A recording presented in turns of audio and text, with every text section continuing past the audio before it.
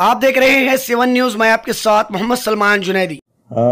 ನಮಗೆ ಅಹಿಂದ ಮತ್ತು ದಲಿತ ಸಂಘಟನೆಗಳ ಒಕ್ಕೂಟ ಹಾಗೂ ಡಾಕ್ಟರ್ ಅಂಬೇಡ್ಕರ್ ವಿಚಾರವಾದಿಗಳ ಬಳಗ ವಿಜಯಪುರ ಇವರ ನೇತೃತ್ವದಲ್ಲಿ ದಿನಾಂಕ 28/12/2024ರಂದು ವಿಜಯಪುರದಲ್ಲಿ ಬೃಹತ್ ಪ್ರತಿಭಟನಾ ಮೆರವಣಿಗೆಯನ್ನು ಹಮ್ಮಿಕೊಂಡಿದ್ದರು.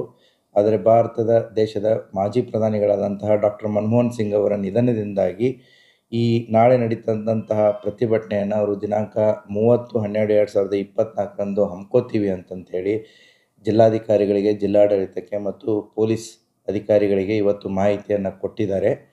ತದನಂತರ ಇದರಲ್ಲಿ ಇರುವಂತಹ ಕೆಲವು ಸಂಘಟನೆಗಳು ಅವರು ಮುಂಚೆನೇ ಪಾರ್ಟ್ ಆಫ್ ದ ಡೆಲಿಗೇಷನ್ ಇರಲಿಲ್ಲ. ಆದರೆ ಇವಾಗ ಬಂದು ಇಲ್ಲ ಸರ್ ನಾವು ನಾಳೆನೇ ಮಾಡ್ತೀವಿ ಅಂತ ಹೇಳಿದರು. ಆ ಹಿನ್ನೆಲೆಯಲ್ಲಿ ನೀವು ಕೊನೆಯ ಕ್ಷಣದಲ್ಲಿ ನಾಳೆನೇ ನೀವು ಮಾಡ್ತೀನಿ ಅಂತಂತಂದರೆ ಇದು ಸರಿಯಾಗಲ್ಲ.